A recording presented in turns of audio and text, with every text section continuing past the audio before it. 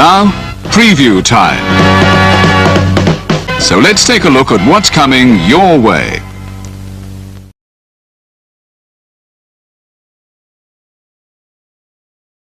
And now for a taste of things to come.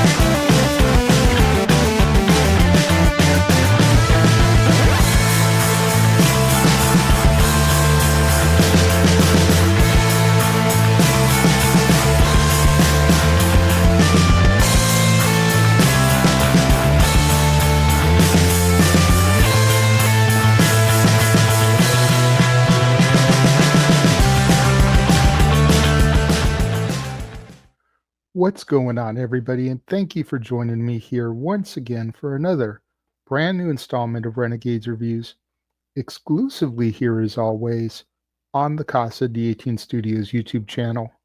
I, of course, am your host, the Renegade J.J. Williams, thanking each and every one of you for coming back and joining me here in my newly remodeled theater.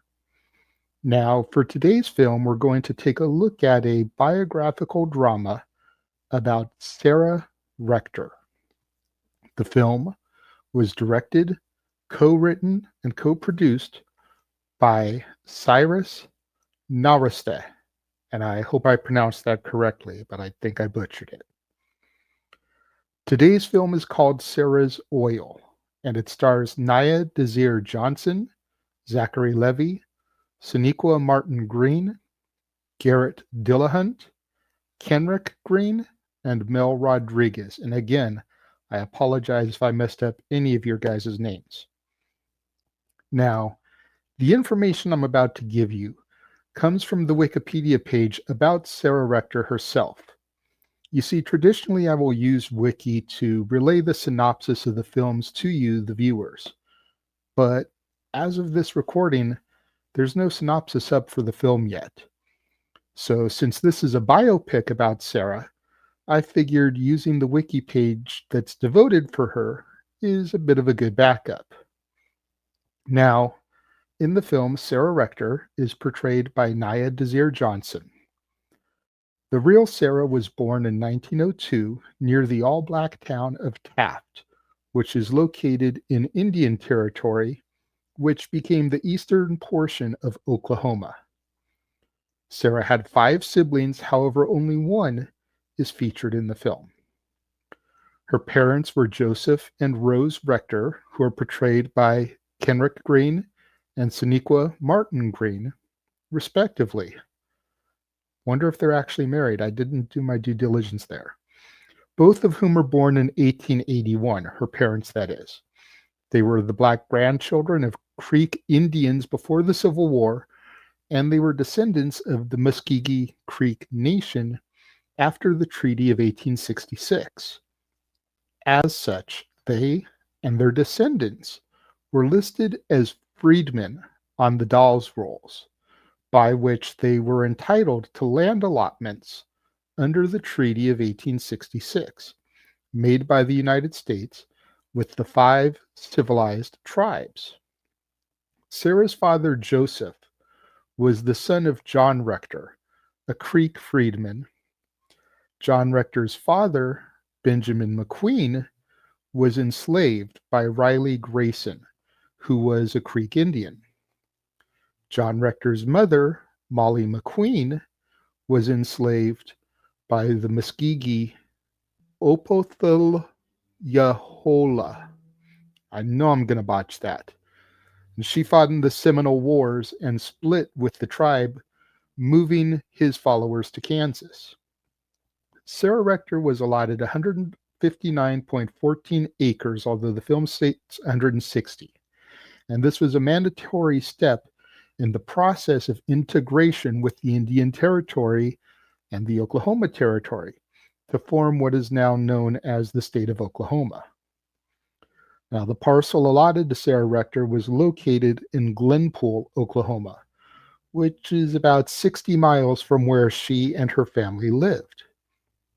Its infertile soil was considered unsuitable for farming, with better land being reserved for white settlers and members of the Indian tribe. The family lived simply, but not in poverty. However, the $30 annual property tax on Sarah's parcel, which would be equivalent to $1,000 in 2024, was such a burden that her father petitioned the Muskogee County Court to allow him to be able to sell the land. However, his petition was denied because of certain restrictions that are placed on the land, so he was required to continue paying the taxes. In order to help cover this expense, in February of 1911, Joseph Rector leased Sarah's parcel to the Standard Oil Company. I believe it was renamed something else for the movie. Don't quote me. With a Mr. Denvin, played by Garrett Dillahunt, who's the villain of the movie. In 1913, independent oil driller B.B. Jones, who's renamed as Bert Smith for the film and portrayed by Zachary Levi, built a gusher well that ended up yielding 2,500 barrels of oil a day and a $300 income, which is equivalent to $10,100 in 2024 dollars. Now, the law at the time required full-blooded Indians, black adults, and children who were citizens of Indian Territory with significant property and money to be assigned well-respected white guardians. Thus, as soon as Sarah began to receive this windfall of money, there was pressure to change her guardianship from her parents to a local white resident and family acquaintance named TJ or JT Porter. And this is also part of Bert Smith's character. Her allotment subsequently became part of the Cushing Drumright oil field, and in October of 1913, she began receiving royalties of $11,567, which would be equivalent to $368,000 in 2024. As news of her wealth spread worldwide, she began to receive requests for loans, money gifts, and even marriage proposals, although she was only 11 years old.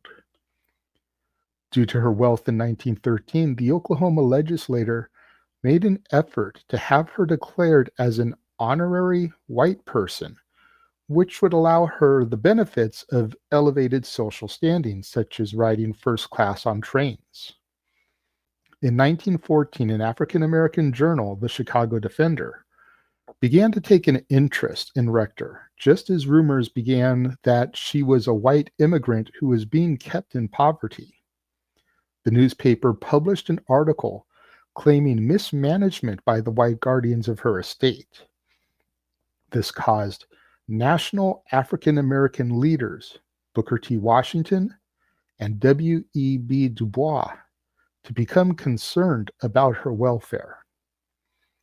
In June 1914, a special agent for the National Association for the Advancement of Colored People, or the NAACP, Mr. James C. Waters, Jr., sent a memo to Du Bois regarding her situation.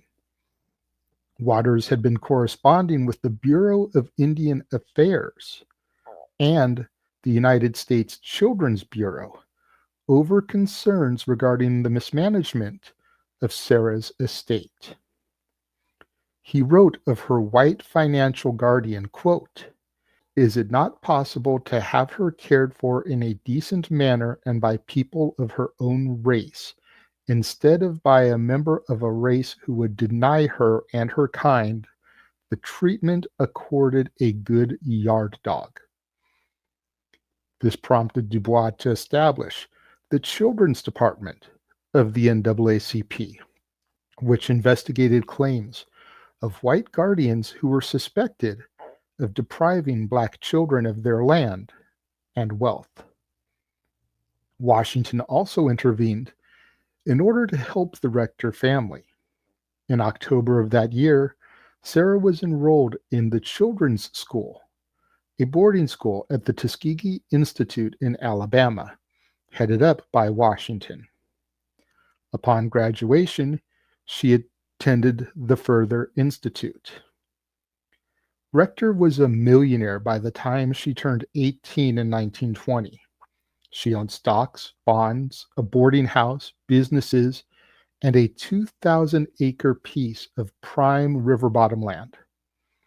At that time, she left Tuskegee and, with her entire family, moved to Kansas City, Missouri, where she purchased a house on 12th Street.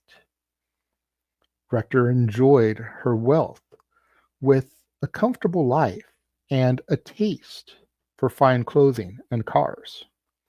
She hosted lavish parties and entertained celebrities such as Count Basie and Duke Ellington. Rector ended up losing most of her wealth during the Great Depression and had to sell the home. However, she remained solvent and lived quite comfortably for the rest of her life. Sarah Rector died on July 22, 1967, at the age of 65 years old. She is interred in Blackjack Cemetery in her childhood hometown of Taft. Now, I remember seeing the trailer for this during the summer when I started going to the $5 movie days once again. And I found the trailer to be intriguing. You know, I'm a fan of Zachary Levi anyway. So I knew when it came out, I was going to want to go see it. Definitely was not disappointed. Thought it was a fantastic story and was dumbfounded to learn that it was a true story. Now, some of the things about Sarah's life that I told you weren't depicted in the film, for time reasons, obviously. However, the stuff that was fascinating. I definitely recommend giving it a look if you have the time to hit up your local multiplex. When it comes to my rating of Sarah's Oil, I give the film 4 out of 5 stars. Now tell me, what do you guys think of Sarah's Oil? Have you seen it? Do you want to see it? Let me know. Leave your thoughts in the comment box below.